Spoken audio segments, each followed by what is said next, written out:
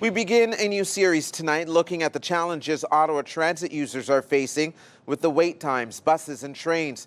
We asked you to send us your worst commutes, and a flood of responses created gridlock in our inbox. Tonight and every night this week, we're going to show you a snapshot of some of the worst commutes across the capital.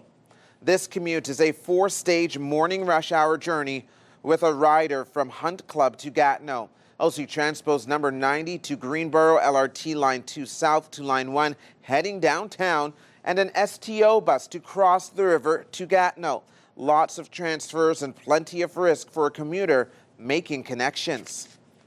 CTV's Leah Larocque joins us now. How was this commute, Leah? Well, Stéphane Dagneau doesn't have a car. In fact, he and his fiancée actually bought a house close to the South Keys transit hub, thinking it would make getting places easier. But I tagged along from a trip from Cahill Drive near the Hunt Club area all the way to Rue Montcalm in Gatineau to see exactly where the system is falling short. A Monday morning commute comes with a lot of unknowns for Dagneau. Particularly in January, where there are more bus cancellations. Sometimes it's 45 minutes on the best end. Or on the worst end, it's more like an hour and 20 or 1:30. The federal public servant travels from Hunt Club to Gatineau. And from the time he steps out of the door just past 7:30, questions about if the bus will arrive on time. It's supposed to come at 7:40.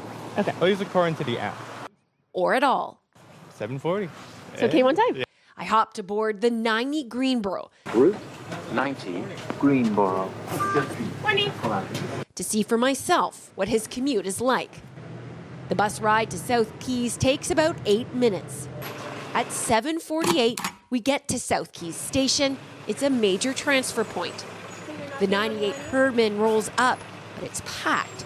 So Dong decides to catch Line 2 instead. If I'm really in a rush and if time is really pressing, I'll try to squeeze on. But if not, sometimes Line 2 both is more consistent, and I can at least sit. We are at 7:50.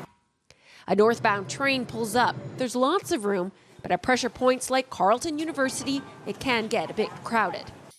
20 minutes later, we're at Bayview Station.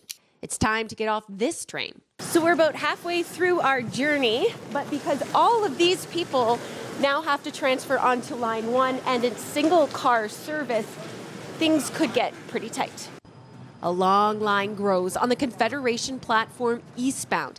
Everyone is hoping to get in. It's kind of the calculation right there that I kind of make mentally is that, if I just let the first one go, I can be first in line, amongst the first ones in line for the next train. But when the next one comes 3 minutes later, it's even busier. So we wait again.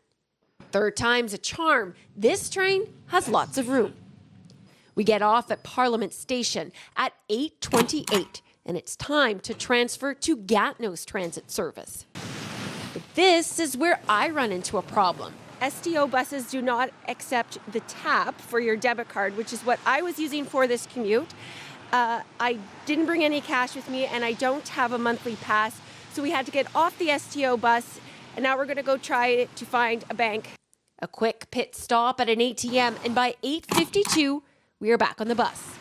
9:03, 2 buses and 2 trains later, Dong is about a block from his office.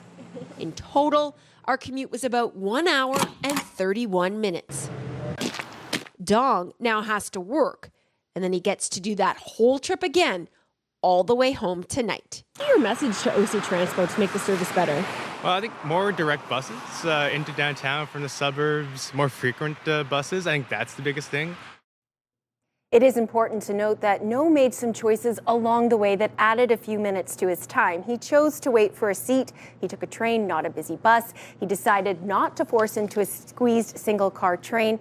But my takeaway from this experience is that there is a lot of mental math that everyone does every day just to use the system. Stéphane.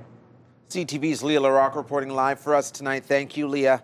We are still collecting your stories of Ottawa's worst commute. Many of you have described journeys that take 90 minutes, 2 hours, or even longer than that. We have a list of those stories on our website, ctvnewsottawa.ca.